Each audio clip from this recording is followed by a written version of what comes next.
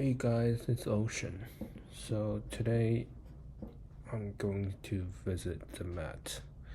It's very cold, so I wear a lot of clothes, and you see on the street there aren't a lot of people there because everybody is so cold and just trying to go into the museum as quick as possible. And normally you can see that in the summer or in warmer times there are a lot of stores surrounding this area where people when shopping for pictures, artifacts or other types of arts, and those merchants are placing their merchandises surrounding those trees. But today, as I've previously said, that it's really cold, so there aren't a lot of people around. So the Met is one of the most famous museums in the world. It is the largest art museum in North America. It has 17 departments stretching from America's arts, from Asian, Egyptians, and other types of artifacts throughout centuries or even millenniums. The museum was founded in 1870 with its mission to bring art and art education to the American people. I'm just reading off Wikipedia here to give you a sense of the museum's position. So the museum's permanent collection consists of works of art from classical antiquity and ancient Egypt paintings, and sculptures from nearly all the European masters, and an extensive collection of American and modern art. The Met maintains extensive holdings of African, Asian, Oceanian, Byzantine, and Islamic art. The museum is home to encyclopedia collections of musical instruments, costumes, and accessories, as well as antique weapons and armor from around the world. Several notable interiors ranging from 1st century Rome through modern American design are installed in its galleries. So here you can see is the front entrance of the Met. It's a massive gate with very beautiful columns, and the details of the columns are very unique, with installations of arts in between those columns to give viewers some ideas of what's on display currently in the museum.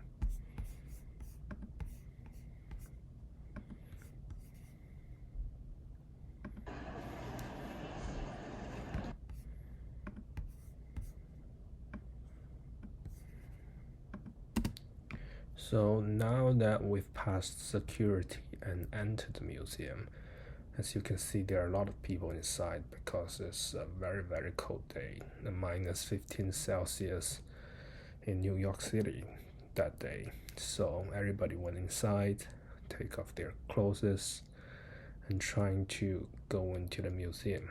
As you can see here, I got the tickets. It's fairly cheap price because I'm a New York resident. So now I'm trying to find the entrance to the department that I'm trying to visit today, which is Egyptian department.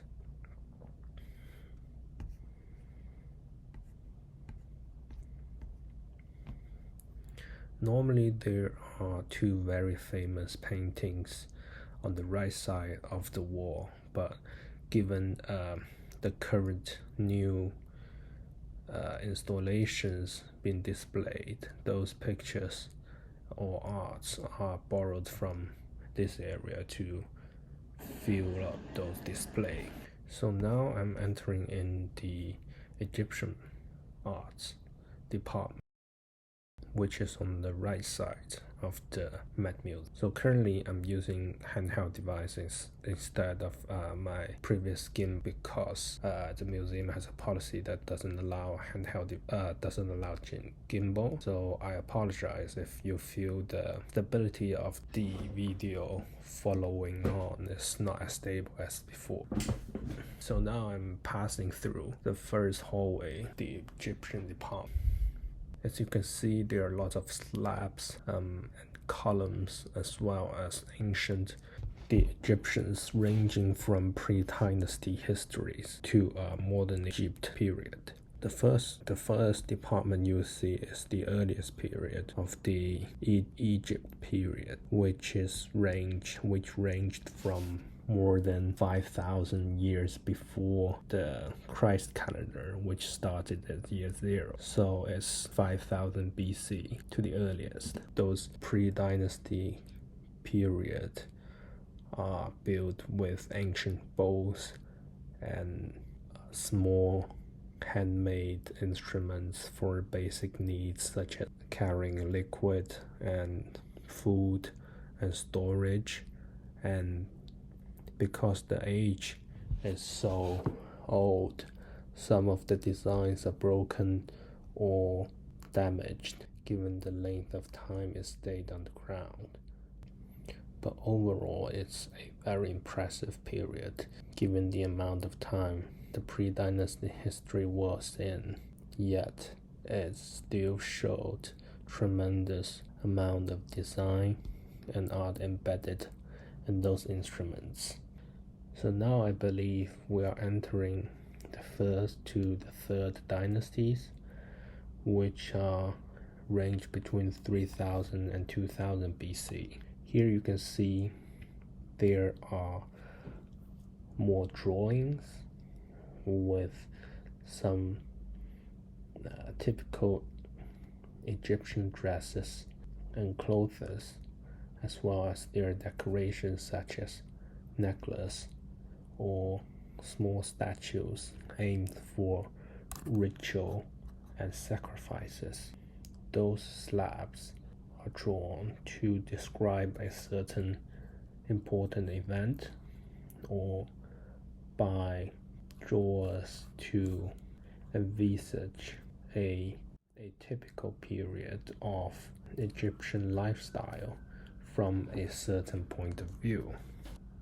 You can see here there are broken pieces of art were from an integral piece of limestone which depicted a certain cultural event happening in the ancient Egypt period. This was fascinating as the museum was able to gather the ginormous and fragile pieces and put them together. Despite the fragments were so damaged, it still showed a sense of history and a part of the picture that the drawers trying to show. You can see cows and people doing cultural activities or farming. In the details, there are layered. For example, animals are normally on the bottom, describing their lower class, and those animals are typical for sacrificial purposes, in my opinion. I suppose they are either for consumption or for sacrifices, whereas animals on the higher layer should depict a more spiritual purpose. You can see here, apart from the limestone fragments, the museum also gathered many statues, and some of those of less damaged than the wall fragments. Those statues are mostly built to either guard the cemeteries of the dead pharaohs or to depict a certain heroic figure. I assume it's either the god themselves or the pharaoh.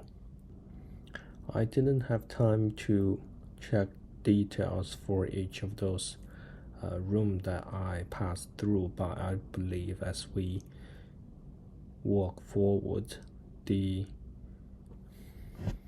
corresponding period in the Egyptian art, Egyptian history is also forward. So here I think we are reaching Dynasty 3rd and beyond.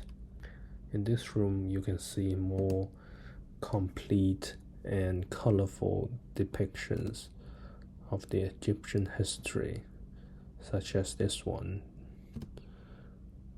The colors are more protected and comparing to some previous displays. I presume the block of stone here as some kind of coffin. Here you can see a depiction of Pharaoh shown from its hairdress and its soldiers, I assume, that it's conducting some kind of ritual activities.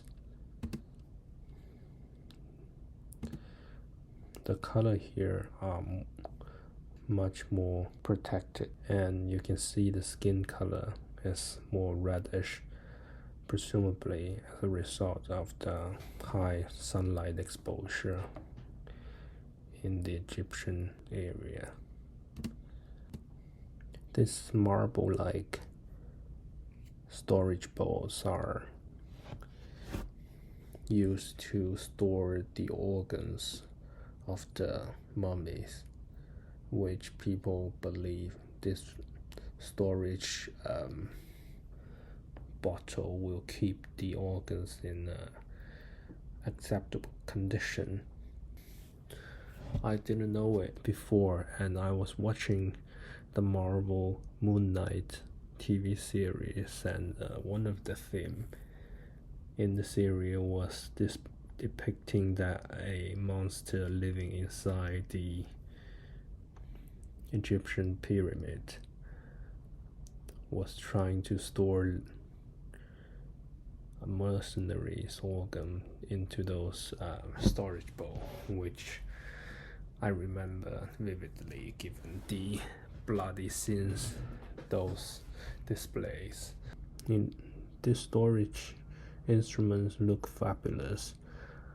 I think maybe it was, if you can see the layered stone there, it's a special rock that's been found surrounding the Egypt area, which make up those beautiful layers with different types of color.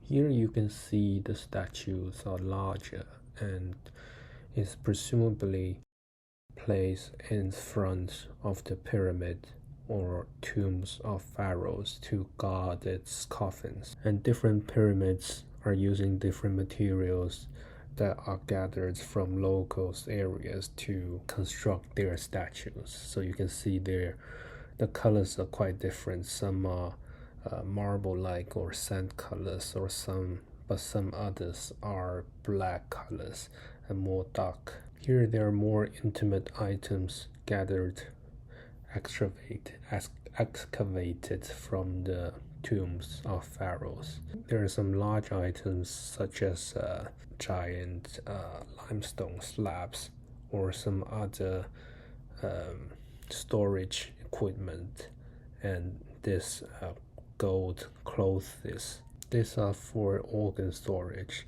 which is quite interesting because pharaohs believe that after they're dead, if their organs can be preserved nicely, then they should have a better afterlife. And here is a detailed depiction of the coffin with colorful details below, which I think is very rare, given most of the coffins are just plain in color. So here I'm about to enter one of the largest rooms in the museum, which is the home of a mini pyramid, guarded by two black statues. The building here, the construction here is very impressive because the stones were excavated and then moved piece by piece through either ship or airplane to bring from Egypt to here in the US. And as you can see, some of the fragments here are more colorful and have some colors remained on the slabs, which shows how vibrant they were when they were first painted. You can see the scale of this temple is quite big, which is why the room has to be bigger to be able to fit it. Here is a fuller picture of the temple. It's quite crowded today because outside it's very cold, so most of the people that normally go into the Central Park beside it just come to the museum today. You can see on the left there is a projection of what the painting is supposed to look like if all of the colors will remain on the wall. And on the right you can see the actual remnant of the wall painted today, which is just the limestone behind. And this colorful painting on the left is projected by a projector on the back of the room.